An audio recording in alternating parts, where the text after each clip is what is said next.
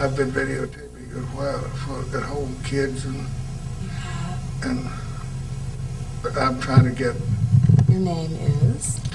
it's Calvin Fox, Calvin M. Fox. What positions that you held and when you began your work at Avtex? In 1938, I was working for Luck Construction Company, who was building the plant. And so they were observing my work, and so they asked me if I would come with American Viscose. So they were the same job, it was running a bulldozer. So I accepted the job with American Viscose. And so I worked with American Viscose in that position. I forget the exact time, but then I was informed, in fact, Mr. Rozelle, who was a personnel manager, came out to the field one day and asked if I would come into Mr. Tompkins' office, who was a plant manager. And I had to go in. I thought I'd done something wrong, of course. Well, he wanted me to take over the labor department. So it was about 70 people.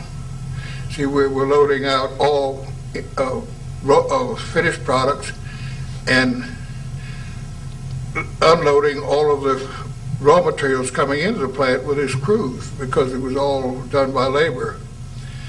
And so I decided to try it. And I worked at that for, I've forgotten how many years now, but I believe it was 1945. And I was asked to come to Philadelphia because I've been pushed a lot of changes, trying to get changes in that would make labor savings. And so I was transferred to Philadelphia in 45. And I stayed with Central Engineering and traveled to all the plants for about 15 years. And I got so tired of the traveling that I finally was offered a chance to come back to Front Oil, so I accepted it with Max Gooden, who was plant engineer at the time. So I came back as a staff engineer. Can I go back to the bulldozer days, and could you talk a little bit about, you actually started working on the site from ground zero? Yes, all right. Now, what I did with the bulldozer, at first when I started working with American Viscose, we were finishing floors for the concrete and all that sort of thing. And I was doing finished grading with a bulldozer in the buildings. And so then when they came around to the powerhouse, building the powerhouse, well, I moved nearly all the machinery from outside into the plant, powerhouse, with the bulldozer. See, it was all on skids and so on. So then I worked at that, and then I built a baseball diamond. We had a big baseball team at that time. And there's a lot of little things I did like that around the plant. And then, of course, I was transferred to the labor department. And I worked there, as I say, until 45. Well, in the labor department, we had about 70 people in the labor crew. We unloaded and loaded nearly every product or raw material, and all of the finished product was handled by stevedore, which was the labor doing it. And so men were scattered throughout the plant. So I rode a bicycle to get around to the various, keep track of what's going on. And so we had a wonderful plant manager who was Gerald Tompkins. He's one of the greatest men I ever worked for. And so I was working under him. So it made life easy. Although I got in trouble with him later a little bit. Just to get off schedule, what happened was, when I was transferred to Central Engineering, one day I was in the plant and he whistled, called me over, and he says, "Loan me a video of your measuring tape." But I said, "I'm sorry, Mr. Tompkins, I don't have one." My boss had been down to take it back to Philadelphia with him. And then I saw him again in another plant, and he asked me again if I had a measuring tape. Same thing had happened. And I never offered an excuse to that man for failing to do something. So I said, "I'm sorry, Mr. Tompkins, I don't have one." He says, "You're a hell of a fellow to be in the engineering department." So then I was in Fredericksburg. We were putting in a $25 million expansion in Fredericksburg. And he and Dr. Reichel were coming down the aisle, and I happened to think I didn't have a tape because my boss had taken it again. So I knew if I saw him. So he finally came around to where I was. He said, "Calvin, loan me a measuring tape." I said, "I'm sorry, Mr. Tompkins, I don't have one." He says, "Do you know Mr. Horst, the industrial head of the Industrial Relations Department?" I said, "Yes, sir. When I see him."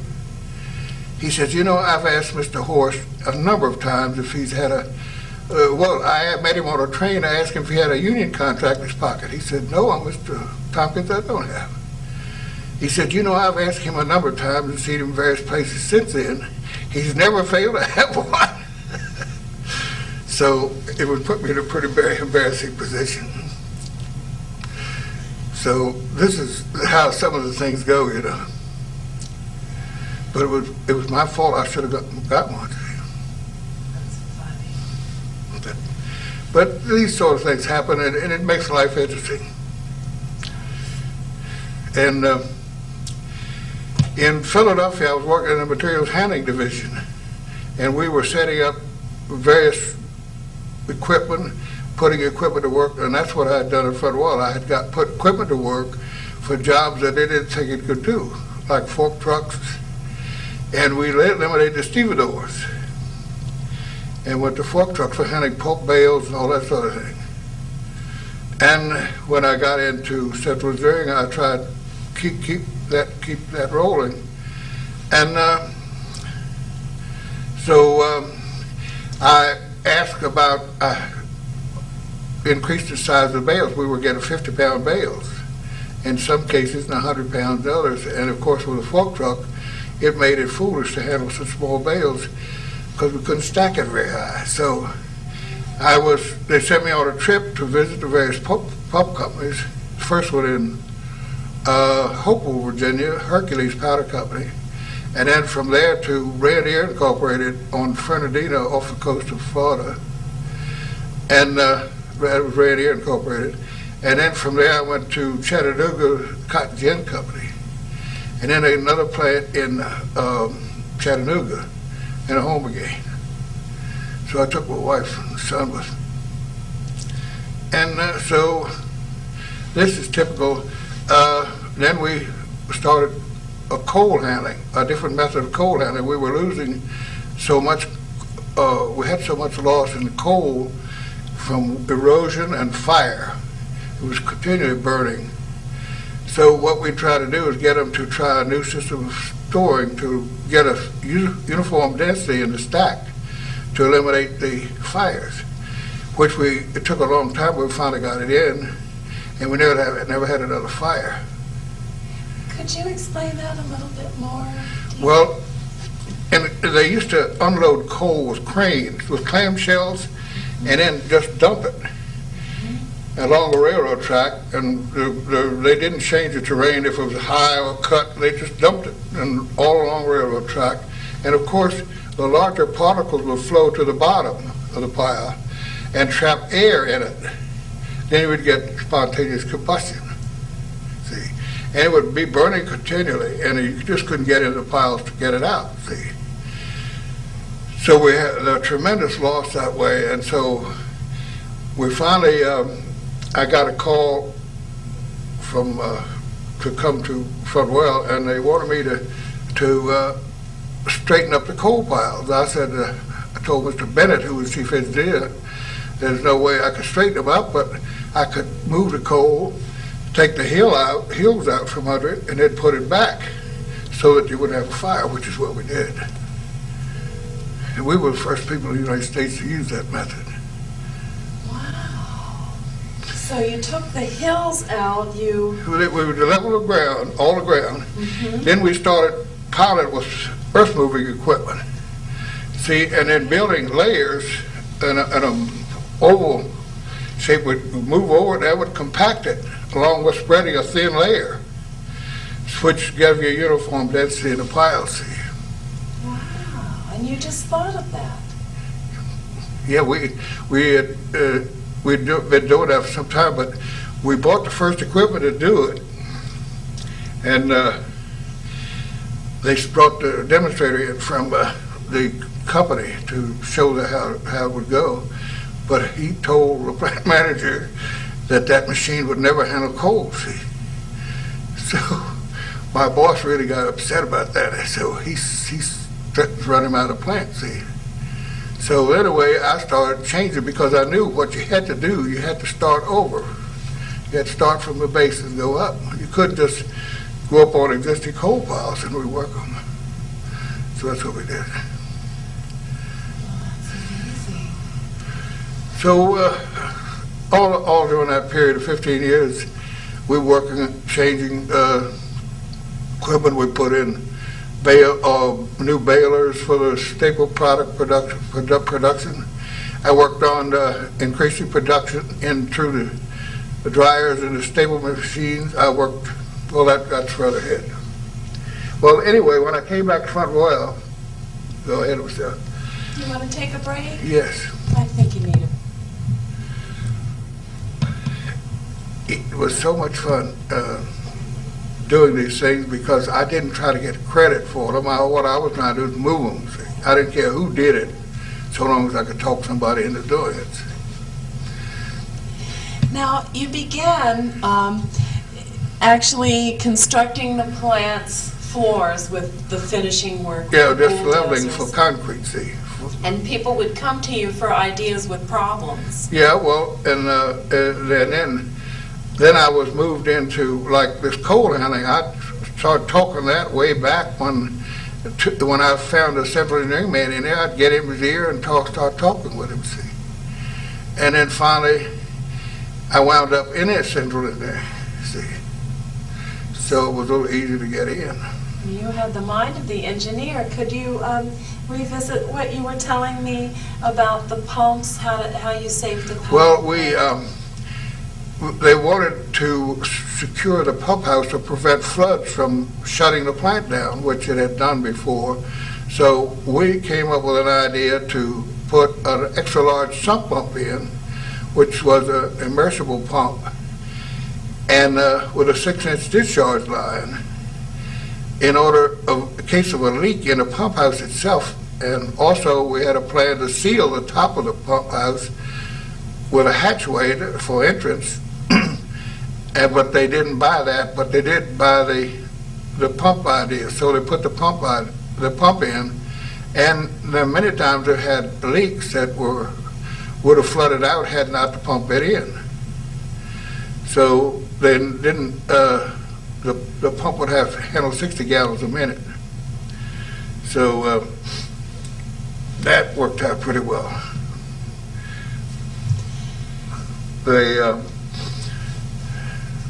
I'm having a department. We had various divisions. We had an architectural division. Excuse me. We had a chemical division. We had a materials handling division. We had an air handling division. Whole list of them. See, and each division had a main engineer plus a staff. And my boss was head of the materials handling engineering. So I was working under him, see. We had design people, and we have illustrators, that sort of thing. So we were located in the Gimbel building at that time, across from the Benjamin Franklin Hotel on the 9th floor, I believe. And that is, which town was this in? Pardon me? Which town was that in? Philadelphia. Philadelphia. So you began your career with American Viscose here in Front Royal. Approximately how many years was it before you were transferred over Well, I started in 38, and 45 I was transferred to Philadelphia. Okay, so how long were you in Philadelphia? 15 years. 15 years, but you were traveling during that time? Yes, to the various plants. And then after 15 years, you returned, so that would have been 1960. Well, I came back to Philadelphia, yes. About 1960. Well,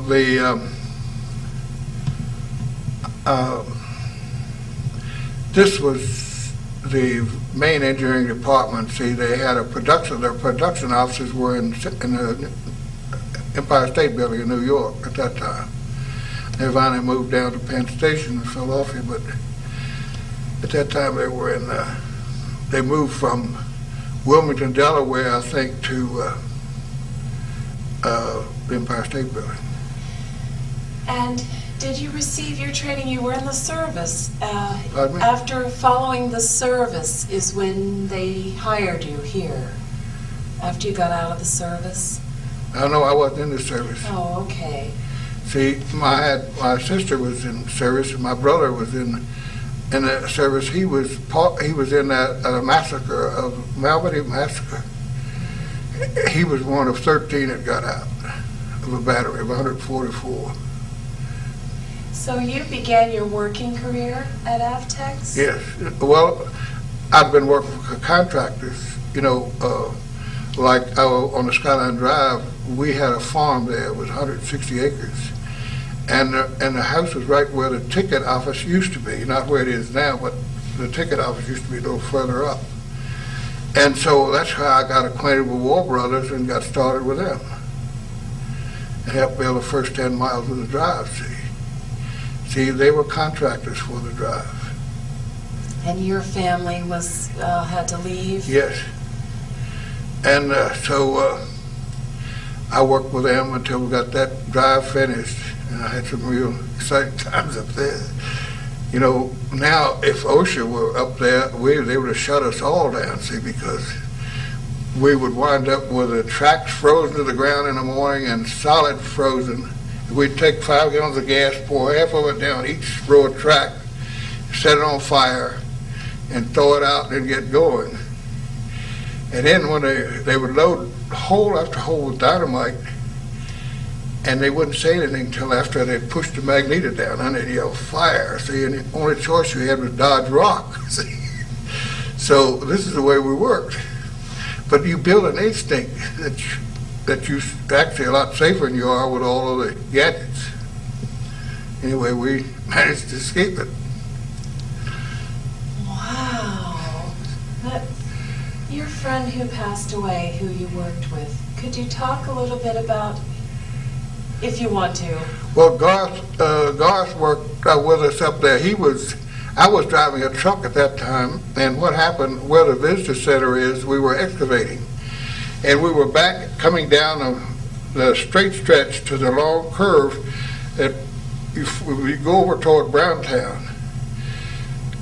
Well, we were dumping over there, and what he would do is point where they wanted the next load, see, and what do? We'd start backing down that drive and kick it out of gear and stand out on a fender and guide the truck going backward full speed. We'd hit that edge of that cliff, you know, he'd run after he pointed at where the thing was to be dumped. So we'd go out there and slap the brakes on and hold it, and then dump the dirt, and back up another load. So that was fun too. Amazing.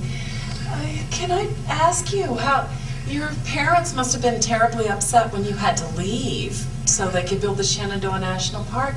Were you compensated for your property in a good way? Did you have to come back? Yeah, I think $3,500 is what they paid for the 160 acres.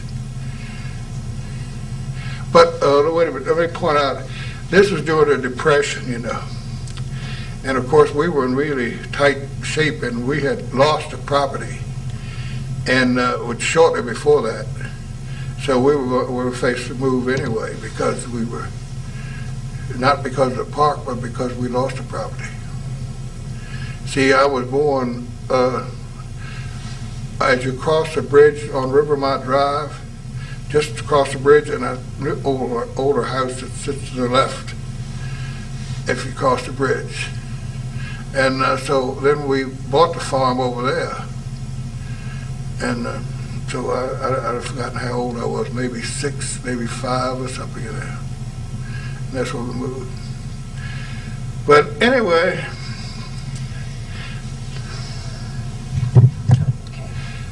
the plant manager was Gerald Tompkins. He was transferred here when the plant opened from Lewistown, Pennsylvania. So the plant in Lewistown. And Dave Bennett, who was chief engineer, and his brother, David Bennett, it was Jim Bennett was chief engineer. Dave Bennett was the master mechanic on the job. He was handling all of the field work. And he was the one that talked me into coming to work for American Viscose. And so I worked under Dave Bennett while I was in that part of the plant. But then when I was working there, then I was asked to come into the labor department, into the yard department. And of course that took me out of the engineering department into the production side. See? So then Dave, I had trouble getting along with him after that. I don't know why, but he seemed to resent me going over there. So anyway, so finally he was let go, I think, because of his, his attitude. But in any case, I think his brother let him go. But anyway, the funny thing was that it was an English concern. Of course, it was, as you know, it was owned by a family in England. The plant, American Viscose, was Courtaulds. And when the World War II came along, it was sold to American interests in order to get the money to support the war effort. So then the American, and it was still American Viscose. It started out as American Viscose, still American Viscose, until FMC took it over. And then, of course, and then next was Avtex. So it all actually was an English family that owned the American Viscose Corporation. We had a total of 7 plants. How did they come up with the name Avtex? Huh? How did they come up with the name Avtex? I don't know. See, I never understood that move from FMC to Avtex because it surprised me. I was working in the plant at that time. Of course, was back here from Philadelphia at the time. Okay, so you were here from 38 to 45. Then they moved you to Philadelphia for 15 years, where you traveled a lot. Mm-hmm. Then you returned. You wanted to come back to Front Royal. Yes, and I was offered. I'd helped Max Gooden several times when he had an emergency at the plant, and he wanted me to come back to Front Royal, so he asked me if I would come back, and I said yes. So that's when I went. My boss then was Jack Mallinson. He's passed. He's deceased, I think. And he was a chemical engineer, and so I worked under him. He had the staff and the design section.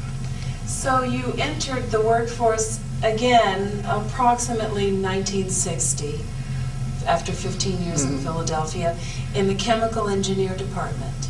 Yes. Did you? No, and it wasn't a chemical engineering department. It was the design and staff section.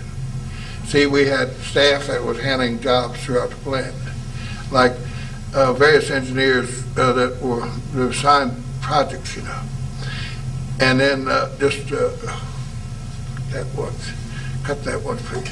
Yeah. Oh, wait. I'm ready, sir. I started work for American Viscose in March 1938, and I worked in the Front Royal plant until 1945, and at the time I was transferred to Philadelphia in the Central Engineering Division.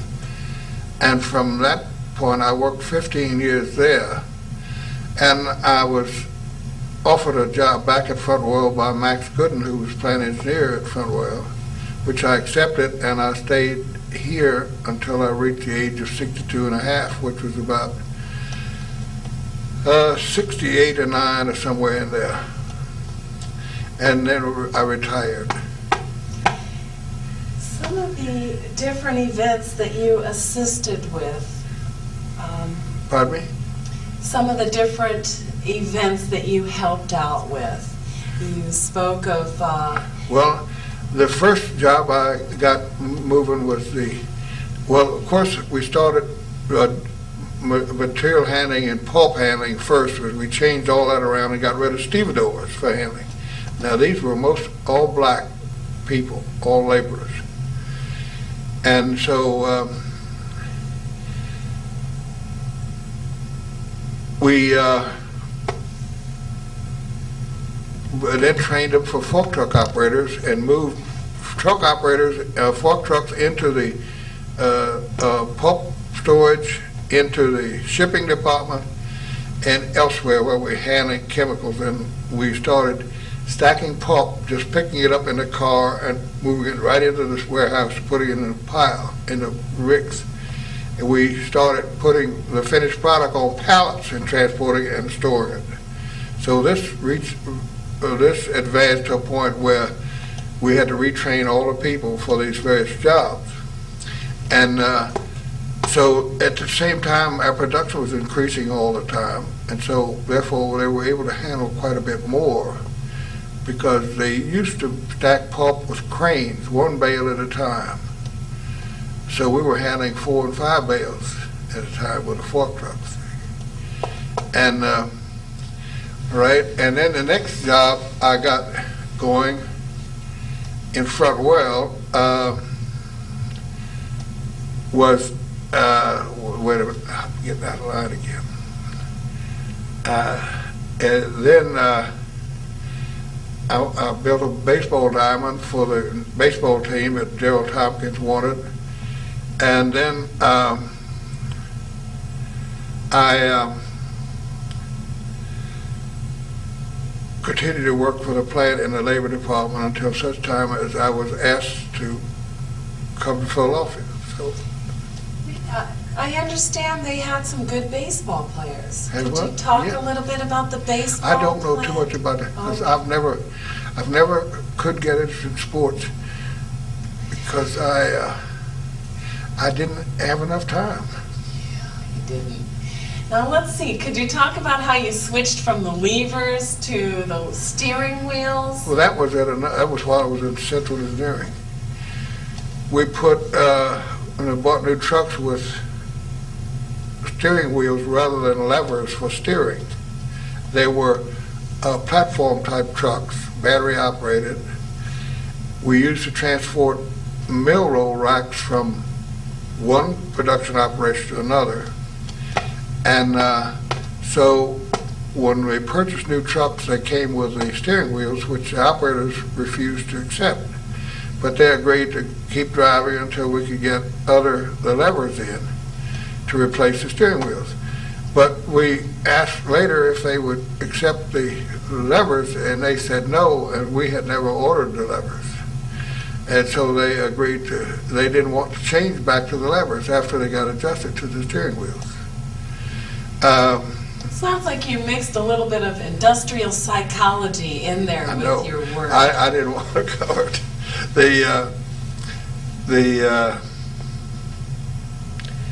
You have to use that always, because when let's say that you work on a proposal for a new project, the first thing you run into when you present it is resistance to change. And right away, they split into two groups when you present it. One group will look at it in a way that, yes, I think we can find ways to make that work. You got another group that says it'll never work. Regardless of what you do, it just can't work, see. So this is what you fought all the time, with resistance to change. But if you don't change, you die. That's what it amounts to. So you've got to keep moving and advancing, and so that's what we try to do. When you came back to the Front Royal plant around 1960, after traveling for the 15 years from the Philadelphia plant, where were you placed? What type of work did you continue with? Well, as I was saying, I was assigned various projects, like the pump house, that sort of thing. See, if they had a problem with a machine, we would try to come up with a proposal to correct it. And it was through the engineering department? This is staff work, see. And it's in the engineering department, not maintenance engineering, but the regular design engineering group, see. And the maintenance is a bad operation because it's a constant battle to keep machinery running. You solved that problem, though, after being here for a year. Could you speak a little bit about what problems faced you when we had machines like shafts breaking, and we redesigned those to support them better so that they wouldn't fail. They were joined by couplings rather than support bearings. And so what we did was added support bearings to support the shafts so it didn't put all the load on the couplings. And therefore it stopped failures in that point. We had tremendous losses in our first section of our bleach machines, and so we had walking rails in that section, which were phenolic, which we did away with and put a Carpenter 20 screen conveyor in, and that saved some of the losses and downtime there because it was constantly failing on us. Maybe we should go over some of the problems that you faced and how you fixed them, because after the coal pile, you helped to stop that from burning and putting the bearings in instead of just the couplings. I think that you spoke about some of the other things, innovations. All right, we had a lot of dryer problems. What would happen is, I found that we were running a positive pressure on top of the blanket, so we had to redo the intake air systems in order to add resistance to bring the whole air mass in the dryer to a negative pressure, so that we had a greater negative pressure on the bottom side, so that we could draw air through, circulate to make it dry, and not disturb the blanket of fiber moving along. Now, which process was this? In layman's terms, I'm not familiar with. When did it go through the dryer? When we go through the dryer, see, you leave the bleach machine, or what they call the bleach machine, and you go through all these various liquid processes, chemical processes. Then it's put into the hopper at the dryer, which is broken. The blanket is torn apart, and then it's picked up with a spiked apron and deposited on a dryer in a uniform layer. See, and what was going on is we were not pulling a negative pressure on the blanket. So what would happen is we're blowing the air over, circulating it, would break the blanket apart and short circuit the drying operation. So you'd wind up with wet spots, this sort of thing. So we had to get uniform drying.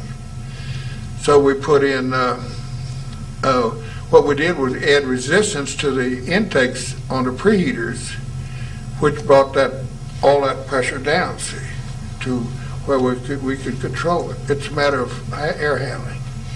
Now, how did you do this problem solving? Did you get together with a group of people, No. or did you just think of it? You see, it's just using common sense mostly. You know what common sense is? It's a person with broad knowledge. See, you've got specialists today that, or when they get out of that realm of what they specialize in, they're lost. And this is sad because they're getting into our government and that sort of thing. So this I find in a plant, we had some people that were educated a certain way, and you couldn't change them. I mean, there's no way. In fact, to me, being having very little formal education, they appeared stupid. What are some of the other problems that you helped solve? What happened when the machines had to run faster than normal? Well, they don't run faster. What you do is work it so that you can get more production through.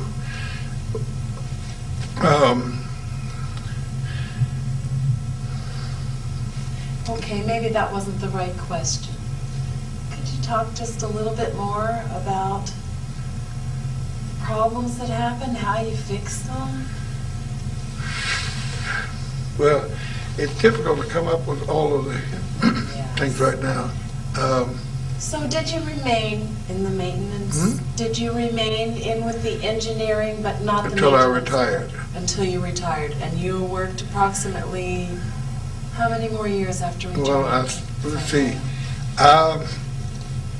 Let's back up. Let's see, 72, 62. So it must have been in the 60s I retired. I don't know, it was... You were 62 and a half at retirement. And I'm 85 now. And you're 85 now. So,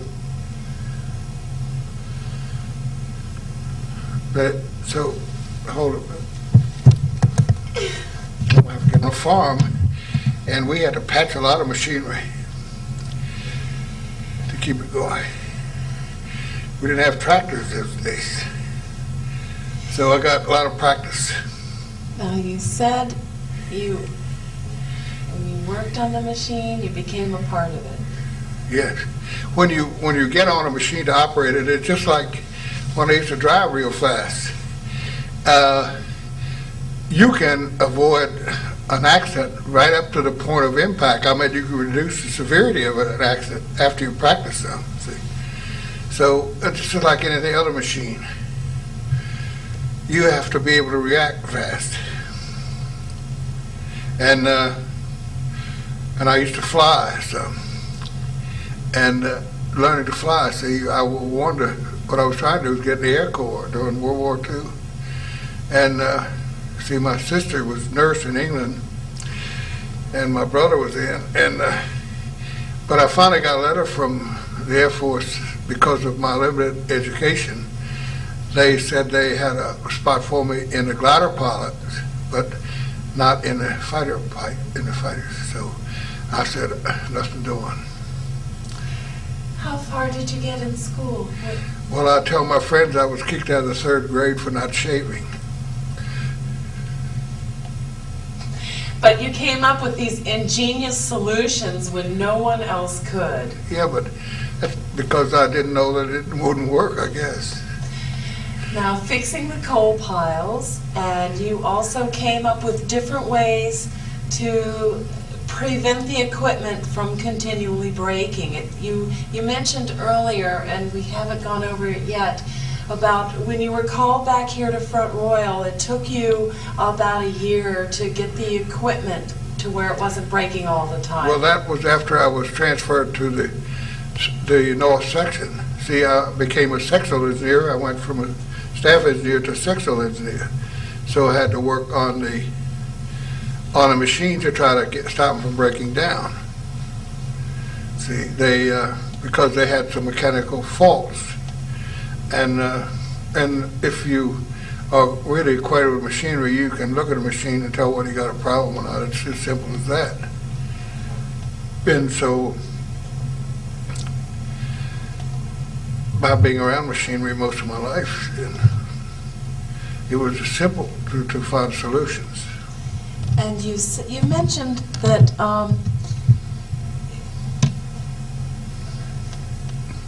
the different sections, were they in Philadelphia or here in Front Royal? Well, we had various divisions in Central Engineering. We had the chemical division, we had the architectural division, we had the materials handling division, we had the air handling division, we had the waste division for, got the name of that division now, but anyway, various divisions for every function of engineering. And that was here at Avtex in Front Royal? That was in Philadelphia, Central Engineering. Okay. See, now, they did all the major designs for expansion or changes. They had a maintenance design section in every plant, see, in addition to the corporate engineering group. But the plant engineering was mostly dealing with maintenance or small jobs, see. But all major work was done through Central Engineering design. First they would come up with proposals. For example, if you wanted to do a project, you had to prepare a proposal with cost and savings. All right, and then once you got that done, and they approved that, you had to come up with a concept drawing and get approval on that, and then move ahead with the final drawings. So then it was up to you. It was your neck if it didn't pan out. Let's see. And you did these drawings too, didn't you? Yeah, I used to do sketches. I never did like to sit in one spot too long. So anyway, I would do sketches to hand it to them, and sometimes, let's say if I were going out to a plant, my boss would send me out to a plant, I would say, I want to run a test on something. Well, they'd prepare the drawing. Well, most of the time I'd have to discard the drawing before I got to the plant because I knew it wouldn't work, see. So anyway, I've done that a number of times, see. And just go to the plant, ask them to give me a couple of people to do the job so we would start working and do it. Well, we had another job we put in. We had, like say, in one plant, we came up with a proposal to put in a crumb handling system at Front Royal that would save 25 jobs or eliminate 25 jobs. See?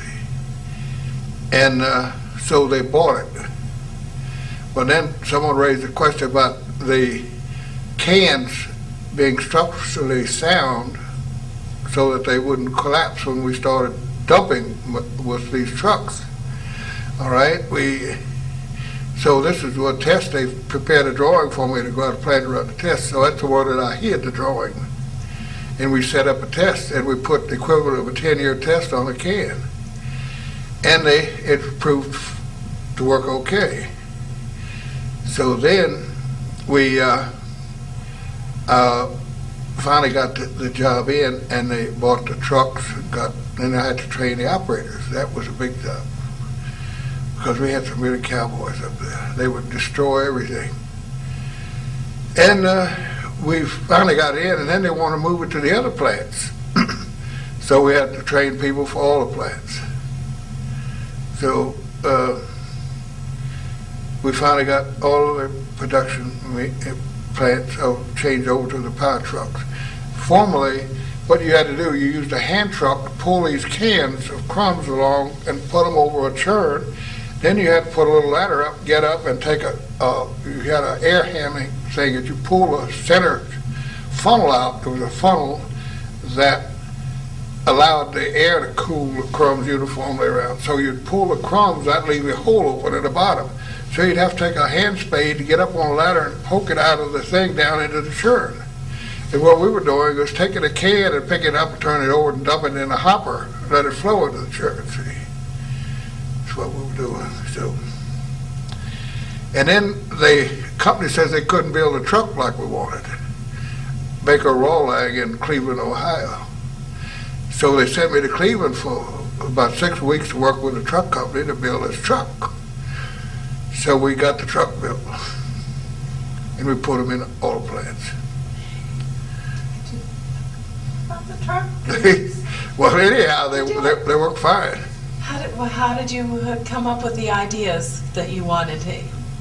Well, I've never had a problem with finding a solution to a problem. My son gets sort of amazed at what I do. You seem to come up with these unique ideas that nobody else, even the engineers, can't. Well, that's because we were interested in getting something new going, and I've always been pushing for new. Like one time, my father, we had a binder, we were cutting wheat, and so a chain that drives the main part of the binder from what they call a bull wheel broke, and we had horses hitched to it, pulling it, see, and so he said, well, I have to go to town and get a piece of that binder. So anyway, while he was gone, I just turned the binder upside down and repaired it and had it ready to go. He came home, see, this sort of thing, you know, so it was just a habit. But could you talk about your favorite Socrates quote? Huh? Your favorite Socrates quote? Oh, Socrates says that an immoral person is an unhappy person. The reason he is an immoral person is because he doesn't have the broad knowledge necessary to weigh all the factors that affect the consequences of his actions. See? In other words, he only has a limited knowledge, so he can't consider all of the parameters when he makes a decision. So therefore, that's what happened to Clinton. See, he didn't realize how much trouble he could get into by not considering all the factors. See, it's just like it's a number of things that go on in the country today that really get me up going.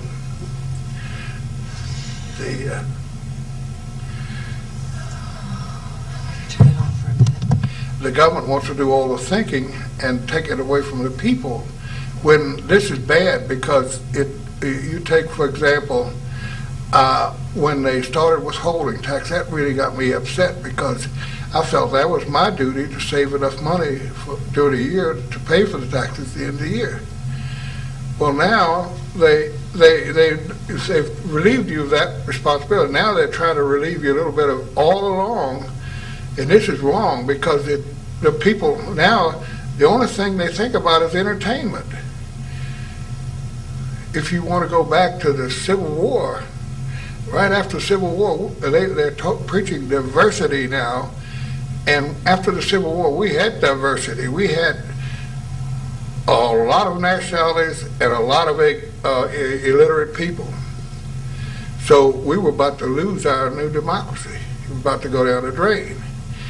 So Jefferson and a number of them wanted to try to push a system of public education.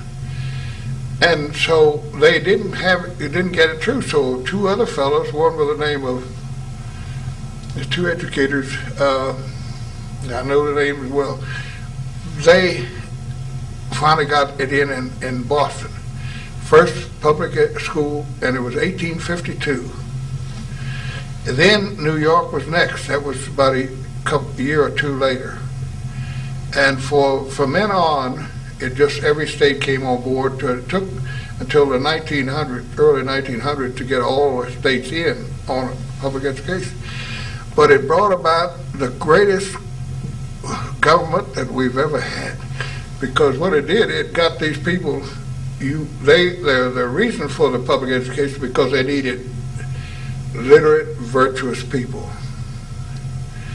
And this brought about this change that made people think about America. They were Americans. Everybody wanted to be American. It became one family, and it made it the greatest nation in the world. See, now we're losing that. We're now preaching, or the philosophy now is win at any cost, regardless of what you do, win at any cost. And what it's doing is making a few of them play sports, and they're making spectators of the rest of them. And if you look at some of the spectators in some of these sports out there, you see 20, 30, and 40-year-old children. And it's easy to see that the only thing they can see is sports. They got to wait for someone else to entertain them. And to me, the greatest entertainment in the world is the pursuit of knowledge. It's the way I think.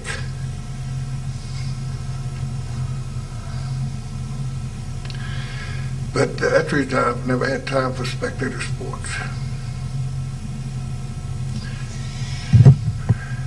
Now, American Viscose was a wonderful place to work. It had, when I started with them, it had the top management that you could ever work with.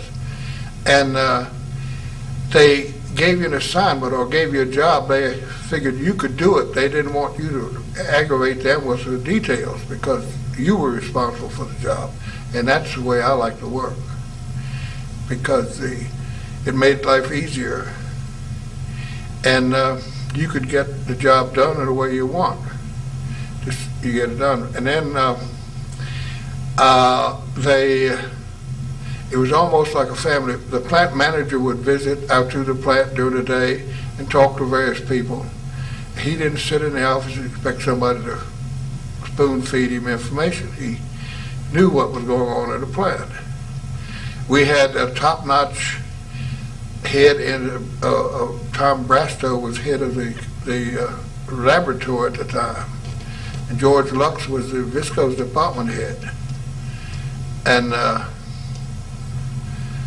think I've forgotten the head of the spinning department, but he left here at Frontwell. Then B.N.A. Shore was involved quite a bit too with the plant. He was in the lab to begin with, and then he became head of the staple department. And while I was sectional engineer, he was head of the staple department. See, I had coding, shipping, and warping, and all of the staple production from the discharge to the spinning end up. See, and that was all the north end of the plant. See, the slashing and so on. That was my maintenance engineering job. So after 1960, you returned. that was after I came back to Frontwell. And so there was a lot of opportunities to improve operations there, and this is what I delighted in doing, is to find new ways to do things. It made life really interesting. Some of the problems we encountered were resistance, because people getting work in a regular work habit, they come to work and they do so and so, and then they go home. Well, this requires additional work when you make a change, and it requires a close attention till you get it all stabilized. But you had trouble getting most of them to do that. So, in fact, the matter is, I had trouble because they wanted to change these trucks we were using crumbs. They wanted to buy them from a different company. But I didn't like the looks of them because they were more complicated, and which would cause more downtime if we got into it, see. So anyway, they had a convention in Chicago, and a department head at Nitro and my boss went out to the convention. While they were out there, they bought some of those trucks. One time I was in Nitro, and Mr. Moody, rather, walked past his office. He says, "Calvin, come here a minute." I went in the office. He says, "What are we going to do about these trucks?" I said, "Mr. Moody," I said, "you want to remember that I didn't go to Chicago with you and Jim again when you bought those trucks. You're going to have to iron it out." But this is typical. And another trick we had bales coming off of the bale presses, that automatic bale presses were put into Nitro. 12 of them, I think. Anyway, they would come off with a printing up as where we wanted them. But then when we got to the room where we were going to pile them, we were handing 6 bales at once with a fork truck to pile them. We needed 3 bales turned one way and 3 turned another, see. So what we did, we took a section of conveyor out and then found some more sections and welded 3 sections in a hoop, made 2 hoops, and put them on wheels and put a bar across front. When the bales came in, they were sitting high. They hit the switch, and it would rotate 90 degrees, and it would do that 3 times one way, and then it would hit next. It would kick a lug and switch back 3 times the other way, till we got 6 bales. Well, I happened to see that in a toy store. It was a concrete mixture made something, so we just put it in there. Well, then a year or so later, I noticed a conveyor company had one. Well, after we put this coal handling in, we had Philadelphia Electric was the next company that put it in, and I found out that somebody worked for the company, his sister worked for Philadelphia Electric. So you never know. So they used your idea up there. Yeah. You see, I never try to get credit because it just so we got the project going.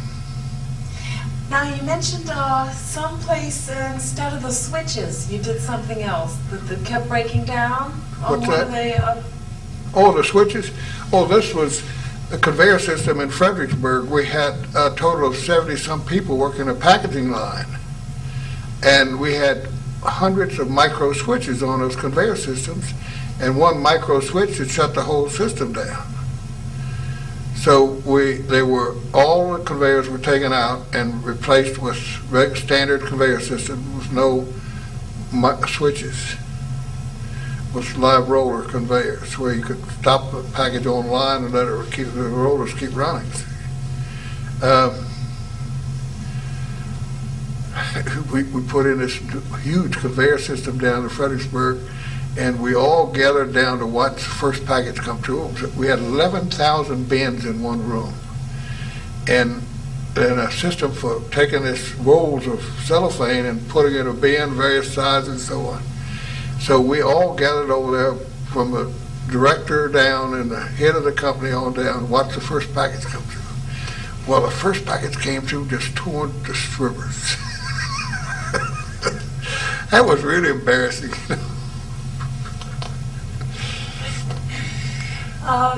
What would you like to see happen with Avtex? Where were you when the plant closed? How did you feel about the plant closing, and what do you want to happen? Well, the way I feel about a plant is like most of them, I guess, is because I felt that the government could have saved millions of dollars by putting a little money in there for the company to keep it running and get them mined out, and the way they're supposed to be going, and would keep all those people working, because there were still rayon plants running in this country.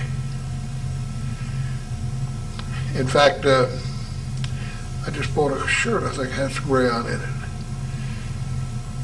it. You lived here your whole life. What happened to the community when the plant closed? Well, I'm not too sure, because of course everyone was upset about it, but things had gotten pretty bad out there.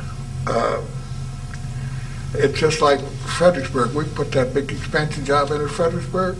Well, after just about time we got it ready to go, then cellophane came on, polyethylene came on the market, and it killed it. So it went to pieces, see. So there's new developments all the time, and so it's a gamble when you put money in a plant, any plant. And two, it depends on the management. In other words, we get back to the subject of specializing. If you take any company and put somebody that specializes in a certain field, let's say financial field, the only thing he's concerned with is the bottom line. And that company won't live too long. That's my feeling. And what you need is somebody with a broad knowledge. It's like, you don't need to be an expert in any field, but you need to be able to assimilate all the knowledge from various sources and make a decision. See, and if you're a specialist, you can't do that. That is the way I feel about it. In other words, you would be better off with a farmer in charge than some of these specialists, because he has to make a lot of various decisions. See? Just like a president of the United States, it would be better to have, instead of a lawyer in government that practiced one type of law, it'd be better to have a farmer in there than it would be to put a lawyer in there. It's my opinion. How would you like to see the Avtex site be developed? What would you like to see there in the future in place of what's Well, there now? I think now, the last article I read on industrial growth was a study done by the federal government. I think it's the Interstate Commerce Commission. It's been a good while ago.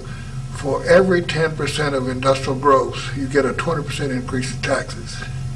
And that's probably much greater now. So rather than develop that, I would just clean it up and let it sit. Because whole thing is, if you've got a company, let's say if they want to get a tax base, trying to improve your tax base, it's the way they're doing it now, as far as I'm concerned, is all wrong. It should be you work through the legislature to get the tax thing changed so that regardless of where an industry is located, the tax money would be distributed based on where the employee lives, rather than the way it is now.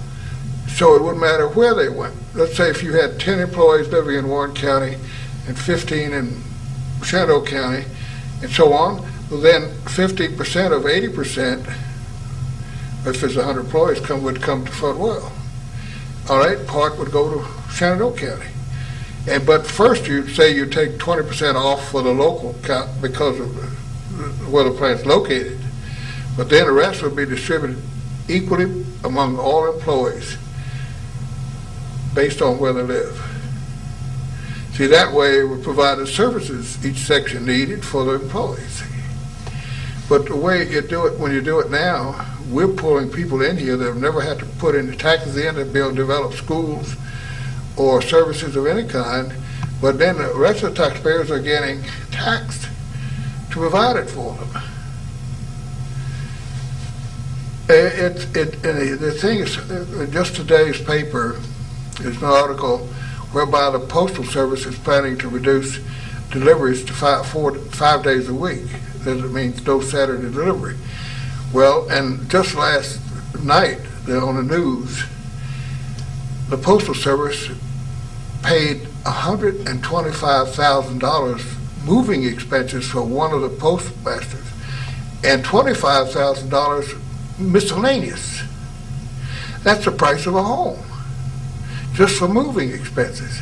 Yet they want to shut down. They claim they're in a hole. Well, they gave tremendous bonuses to all the people.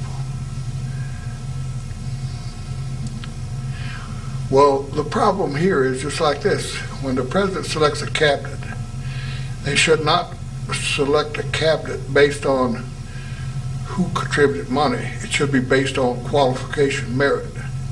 In other words, somebody that's going in head of a cabinet should know something about business. In other words, the Postal Service or whatever the thing is, they should be wise in the way of business structure. Because what's doing it, we're just squandering money. It's, but now we're getting off the subject. But anyway, I've got to be going. Okay.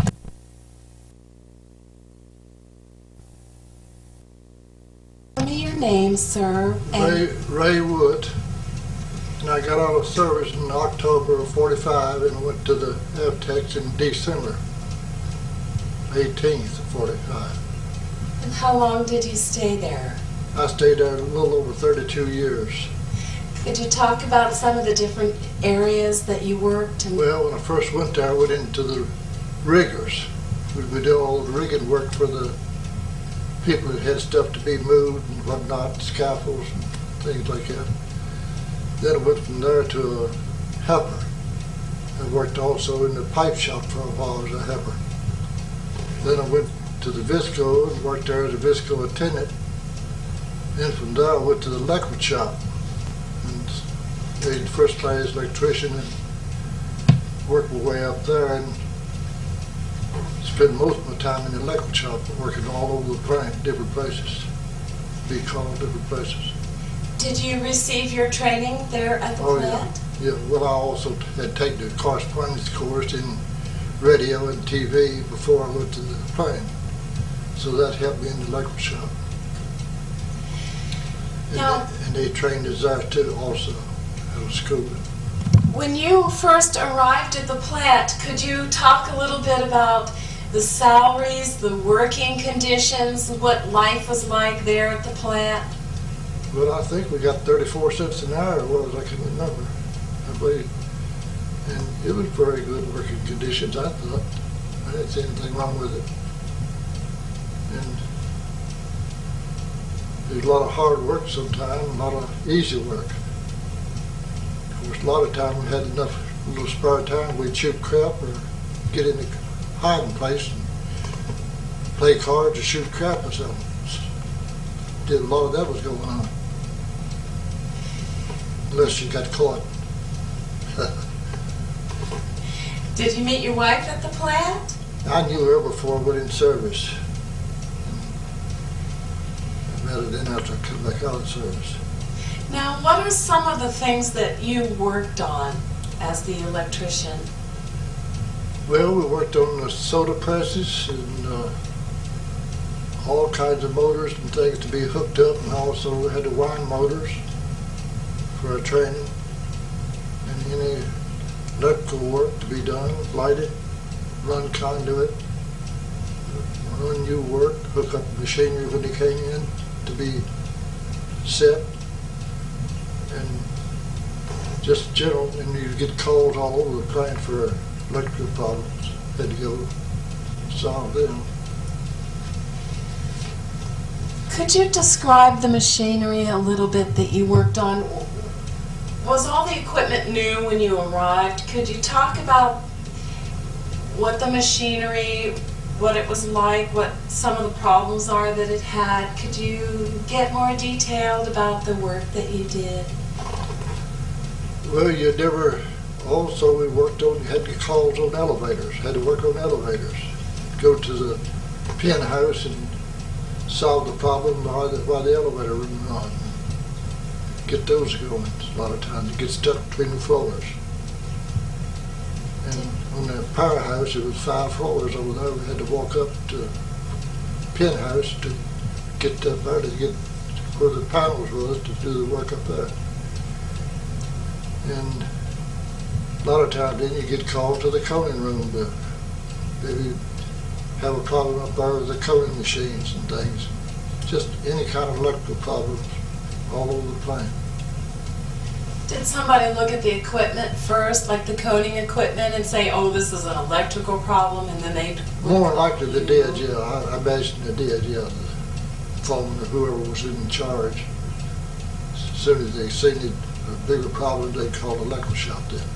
What are some of the problems that the machines had? How did you fix them? Well, you had meters to check the wire and stuff out. And the PA system. Could you wait for a second? Okay. Then the PA system was, they had a lot of PA system in the double decks and around like that. You had calls on that. That had to, and also the mixing rooms had the PA system over there that you get calls on. You had to solve that problem. Well, it sounds like you pretty much knew all the equipment and the machines in the plant. A little bit of all of them, yeah. Over the whole plant. Now you learned the work after you arrived there. Who are some of the people that you worked with? Who was in charge of, Well, when I went to the electrical shop, Malcolm Vaughn and John Burns was foremen in there. And of course they had the shift men, and most all of them was dead now. All of them passed away. Were you on shift work? Ma'am? Did you do the shift work? Shift work? I did some shift work, yeah. Yeah, you work all the way around the shifts. You had some problems to solve at that time. And overnight you'd be there and you'd get calls different places to be solved during the night. So you would get called at your house sometimes? Oh yeah, I've got called here at the house a lot of times. And you have to go out, and a lot of it would be elevator work, and coating machine or staple machine down and wouldn't run. Had to figure out what the problem was and try to get them going. So it sounds like there was not someone from the electric department on duty all the time. Yeah. Oh, there was? Shift work, yeah. There was somebody there all the time, but when they got tied up, then they'd call others in to help out. You'd have to get out of bed and go help? I have done it, yes. A lot of times. I heard from a couple of other Avtex retirees that as the plant got older, and when the government pulled out after the war, that the machinery was operated at a higher rate. Did you notice any difference with the machinery getting old or having to operate too quick? Could you talk a little bit about some of the changes in the machines and the way the plant was operated? Yeah, you could tell some of the machinery was getting old, and a lot of the times you couldn't get the parts you wanted. Had to try to make do with what you had, and that made it a little rough too. But we managed to keep things running pretty good, I thought.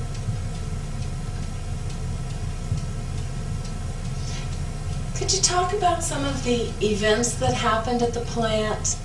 Some of the unusual things that stand out in your mind that you remember, that some stories about the plant?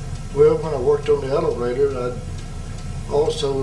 they had control that you could operate the elevators from up on top of the elevator, out of the cab, through the little hole that you get on those ladders, you get up on top of the elevator. And over to acid reclaim, I know several times I'd be up there and somebody would get in the elevator, they wouldn't know I was up there. And I'd cut it off about halfway between the floor, and sometimes they would scream and holler and get scared. And then I turn it back on and let them go onto the floor. But I pulled that trick a couple times. They get all excited when that elevator stopped between the floors. Didn't know what to do. And I've had a couple of close calls myself, but through my own ignorance, I guess. Like one time they had these lifts over there that to put in, and I didn't want to walk up steps, so I would ride the lift up. They had a little catwalk on the side. And one time they had eyes that operated them. You pass this eye, then they'd start off. And I know one time it started lifting up, and I didn't want to go up, so I made a jump and jumped off before it went up to the top, because it was kind of a close call. But I never happened at one time. Then that's hard to remember everything, but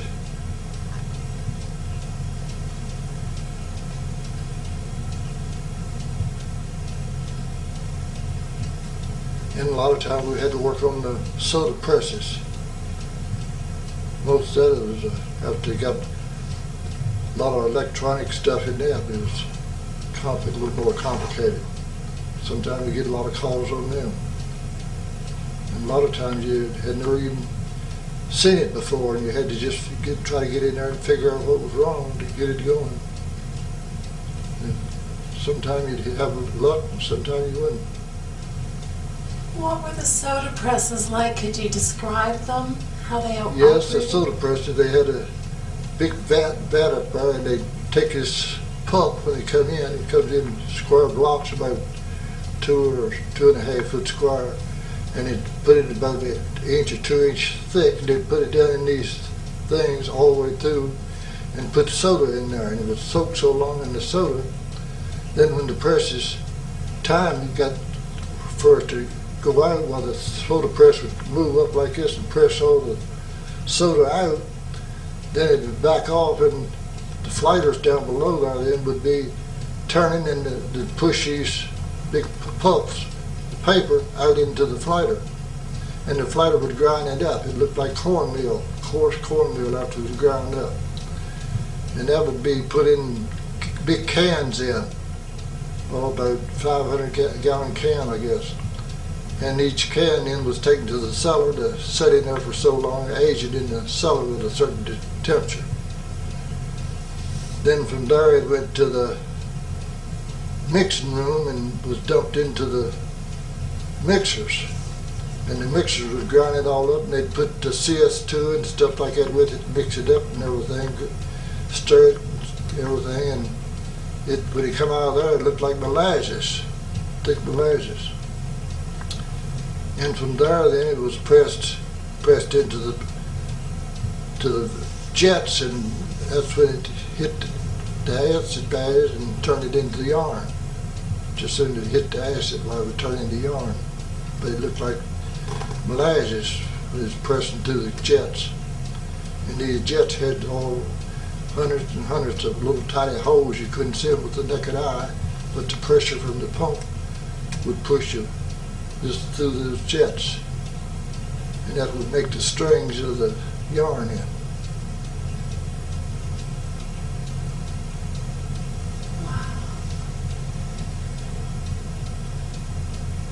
How long were the strings? What happened after they got pressed through as the thread and Well, went it's into the acid? continuous length, continuous string. And the strings would be, well, in the spinning room, it was put into a can. It swirled around, and that's how it got into the can and hit the side and whirled so fast. And from there, then it went to the cake wash, and it was washed and spun dry, and went through the tunnels to dry it and everything before it went from there on up to the coning room then, and they would take the socks off and wind it up on the spools, more of a solid spool. And that's where she worked in.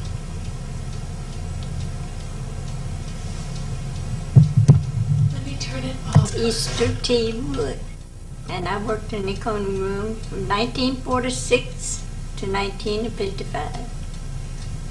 I had 36 spindles to run. And when I first started out on those spindles, it was hard work, but I enjoyed every bit of it. I had a lot of friends, a lot of the girls I worked with, and a lot of them have passed away where I'm still living. And there's a lot of the men I knew that worked in there. I remember Roy Kendall, he was the oiler for the spindles. Rumsey Eldridge sharpened their scissors for us. And Harry Jett from the fort, they're all gone now. And I enjoyed every bit of it. And then when I was furloughed, I would be furloughed some. And I had a son to raise and take care of. But I was furloughed, but they asked me if I would rather go to the cloth room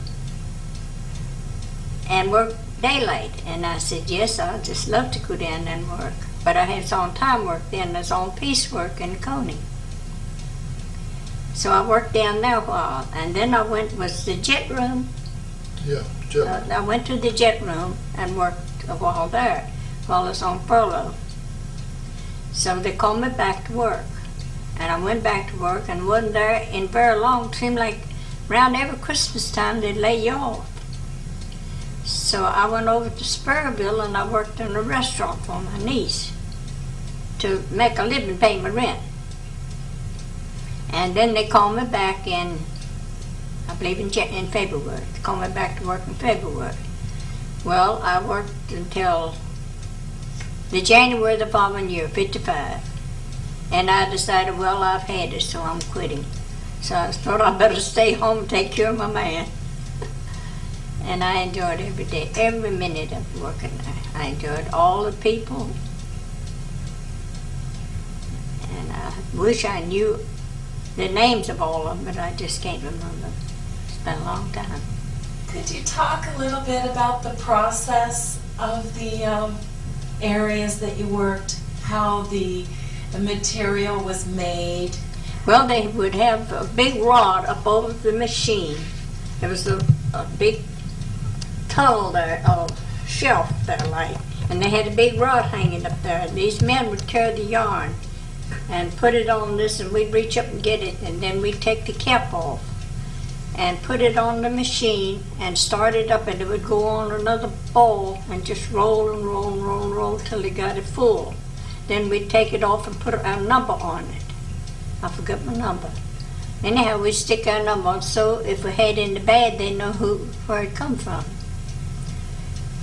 And that's about all I can tell you about it, as far as I can remember. Did you have other jobs? I'm asking how the work at Avtex compared with other places that you might have worked, how it was different or unique, and Oh yes, everything was different. Everything was different. But I only made 63 cents an hour when I first started work. And then when I quit, I was making good money. But see, when I first started work, it was FMC. And then went into Viscose. But I didn't work at Avtex. Avtex took over after I quit. I was still working for FMC when I quit. What are some of the things that that were made out of the product that you worked on? It was sent to be parachutes. Parachutes for the service department, you know, for the government. That's what they told me, and I guess that's what it was. A lot of women tars, round tars. And tars, yeah. The tars, automobile tars, and truck tars, and airplane tars, things like that. Did you have to do the rotating shift work also? Yes, I did 2 shifts, 7 to 3 and 3:30 to 12, day and night. I didn't have any midnight work. Are there any stories that you remember that you would like to pass on? Stories about the plant? The only thing I remember, I was working one day, and first thing you know, I looked up and there lay this thing. It was one of these old rubber snakes. And, and some of the boys came up and pitched the old rubber snake right at my feet. And I thought it was a real snake, and man, I took off. Went on through there flying. And they just stood back and laughed like something crazy. That's the way they would do us, you know. They would treat us like they was having fun out of us. And then we had a lot of the girls, you know, they would come around and talk to you. You sit around and talk about different things, about people and all. It was interesting. I enjoyed every minute of it. I guess through your did you have health care? Could you talk a little bit about the health care at the plant? They had the doctors. It was good health benefits, wasn't it? Yes, it was a good health benefit. I had a gallbladder attack while I was there, and they thought I was having a heart attack. They took me down to the dispensary, and they sent me to the hospital, told me not to come back to work the next morning. So I had some x-rays made and found out I had gallstones. So my insurance took care of every bit of it. Through the Viscose, they took care of all my hospital bills and everything. Also my son. My son got appendicitis, and they took care of all of his bills. So we had good insurance. I wish we had some more of it. Before I go back to your husband and interview more, could you talk a little more about what you remember? Is there anything that you would like to add that you remember about the plant? I can't remember too much because it's been a long time since I was there.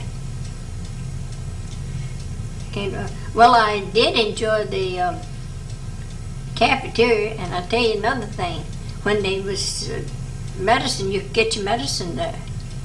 Reasonable. That's what I missed too. I could get my medicine there reasonable. Where now I have to pay full price for it. I can go there and get my medicine anytime I want it. And my doctor was always be taken care of.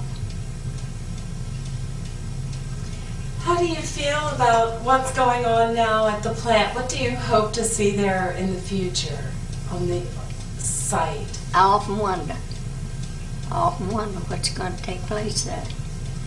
I wish I knew. I think it's awful because there's a lot of people who bought their homes through the Avtex. People bought their homes and lived around here, and they didn't have to travel for miles and miles and miles and miles to go to work. But now they got to travel way down the road to go to work, and I think it's awful that it had to close. It was one of the best things that's ever come to Front Royal, Virginia. I think. That's my opinion.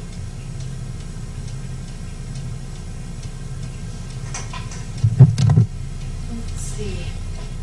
If If you think of something else you want to say, I'll switch back over, okay? If you think of anything else you want to add. It's been so long.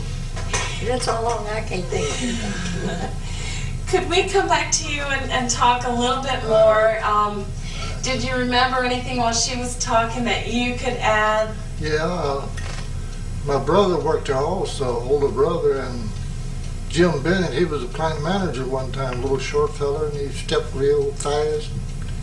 My brother met him in the hall one day and said, Mr. Bennett, said, how many people you got working here? He said about half of them. So he was about right. There was a lot of loafing going on, a lot of working. Some had to work hard, I guess, to take care of the ones that didn't work. Now, in your department, if you weren't actually involved in the production, I guess sometimes you did have times where nothing was broken. Yeah. What did you do in that off time when you weren't playing cards? In the shop, you mean? Well, we always had things in the shop to be worked on, motors or whatnot to be tore down and put bearings in and whatnot. And if we wasn't called out on a job, we always had something there to do. And of course, a lot of times when we had to call, we had to drop that and go on the plant to the plant to catch them up. Someone, You broke the ankle. Hmm? You broke the ankle up there. Oh yeah, I was down to the waste treatment. Had some men down there working on a job, and I was down there seeing about it. And I was just walking along, all at once there was ice. All at once, both feet just flew out from under me. And I got up, and my ankle was just broken. Don't even know how I broke it. So they loaded me up in the Jeep and brought me on up, took me out to the hospital and dumped me off. I was off for a while then. Went back and was on crutches. I heard from someone that there was a fire or a flood in the power plant. Or when there was something that happened and the power plant went down. Was it a fire or a flood? They had a fire. They was doing some welding up on the roof somewhere, and the sparks or something got in that ductwork up there where number 8 fan house pulled all the fumes to take it out of the plant, and it sucked this fire right on through into the number 8 fan house. When that fire went through into number 8 fan house, it's real hot. It just locked the fans up and shut everything down, and everybody had to get out of the plant then because the plant was partly burning on fire, and it couldn't have no motors running to pull the fumes out, so everybody had to get outside till they get the fire out, and that was quite a scare there one time. Did they have the fire drills and practice Oh getting yeah, out? we had the fire drills every so often, yeah. It'd be certain ones assigned to the fire drill, but anybody could help to fight the fire if it couldn't do any good. And what happened with, did you have to do any electrical repair after that, everything had to be cut off? Oh, there was a lot of, all the motors and things, that big motors had to be disconnected and taken out and shipped away. A lot of them would be repaired, brought back. Take a long time to get all that stuff overhauled and everything.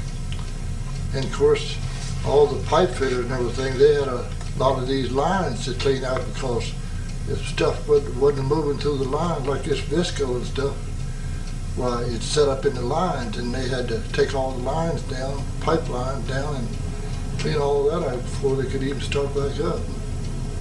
So it contained a lot of work to get them back in service. How did they get the viscose out? Who did that? But the lines, the pipe fitters did that. Yeah, the pipe fitters had to, see, they couldn't, it was long lines up overhead, a lot of them, and they had to take them apart at the joints. They probably 20-foot joints, take them apart and take them outside and use the drill with to try to grind that stuff up because it had done set up in the line. See, if it sets not pumped on through at a certain time, well, they start setting up. And that's what happened. All this stuff set up in the lines, and all the lines had to be drilled and cleaned out and new lines put up, or if they couldn't get them cleaned out, that was a lot of expense. That must have taken quite some time. Oh, it did, yeah, it was down for quite a while. And you could get maybe one part going at the time, but number 8 fan had to be get back into service the first thing, because that had to pull all the fumes out of the plant so people could work. And that'd take the fumes out of that tall stack.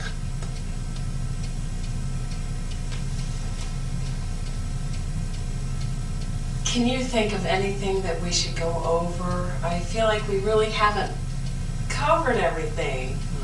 Well, at the present time, I can't think of anything else. I can't think of anything else. No, when they closed down the plant, when Mary Sue Terry made John Gregg pull the plug on the plant, were you here? Did you know about it? No, I wasn't here. I done left. I left when I was 61 and take early retirement. I'd been there about 32 years. And I figured it was time to get out. So you left in 61? 22 years ago. That was 78.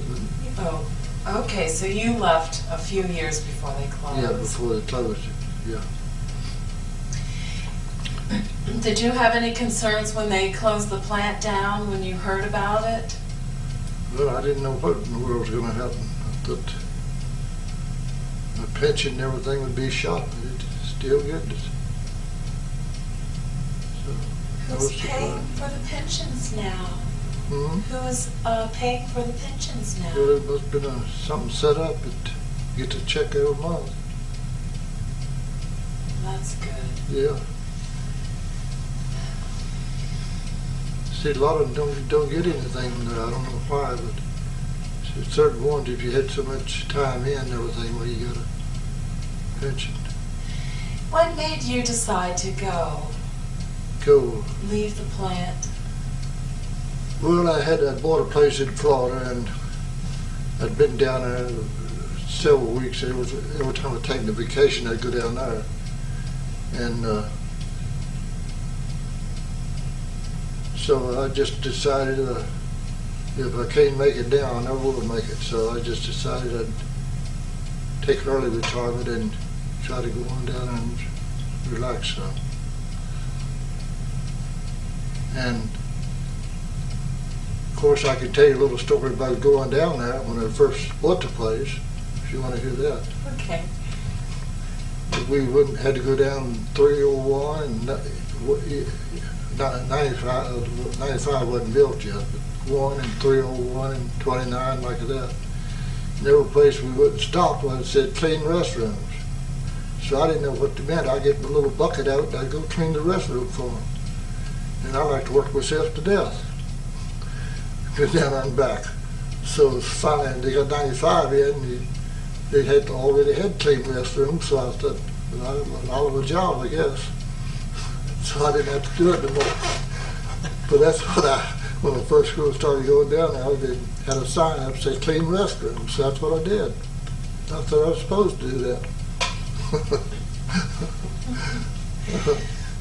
Did you grow up here in Front Royal, or did you relocate to this area? No, between here and Luray, across the river, on a farm.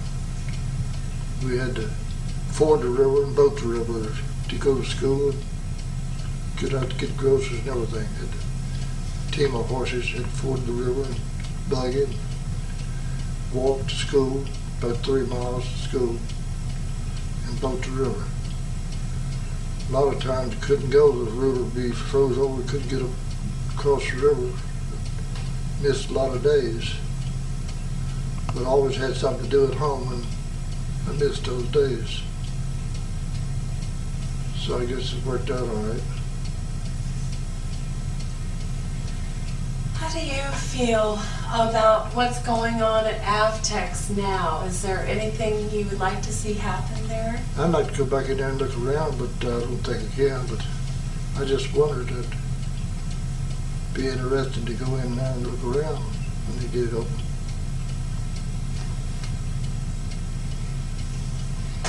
Let me turn this off for just a minute. I've been videotaping a while for at home kids, You have. and I'm trying to get, Your name is? it's Calvin Fox, Calvin M. Fox. What positions that you held and when you began your work at Avtex? In 1938, I was working for Luck Construction Company, who was building the plant. And so they were observing my work, and so they asked me if I would come with American Viscose. So they were the same job, it was running a bulldozer. So I accepted the job with American Viscose. And so I worked with American Viscose in that position. I forget the exact time, but then I was informed, in fact, Mr. Rozelle, who was a personnel manager, came out to the field one day and asked if I would come into Mr. Tompkins' office, who was a plant manager. And I had to go in. I thought I'd done something wrong, of course. Well, he wanted me to take over the labor department. So it was about 70 people. See, we were loading out all finished products and unloading all of the raw materials coming into the plant with his crews, because it was all done by labor. And so I decided to try it. And I worked at that for, I've forgotten how many years now, but I believe it was 1945. And I was asked to come to Philadelphia because I've been pushed a lot of changes, trying to get changes in that would make labor savings. And so I was transferred to Philadelphia in 45. And I stayed with Central Engineering and traveled to all the plants for about 15 years. And I got so tired of the traveling that I finally was offered a chance to come back to Front Royal, so I accepted it with Max Gooden, who was plant engineer at the time. So I came back as a staff engineer. Can I go back to the bulldozer days, and could you talk a little bit about, you actually started working on the site from ground zero? Yes, all right. Now, what I did with the bulldozer, at first when I started working with American Viscose, we were finishing floors for the concrete and all that sort of thing. And I was doing finished grading with a bulldozer in the buildings. And so then when they came around to the powerhouse, building the powerhouse, well, I moved nearly all the machinery from outside into the plant, powerhouse, with the bulldozer. See, it was all on skids and so on. So then I worked at that, and then I built a baseball diamond. We had a big baseball team at that time. And there's a lot of little things I did like that around the plant. And then, of course, I was transferred to the labor department. And I worked there, as I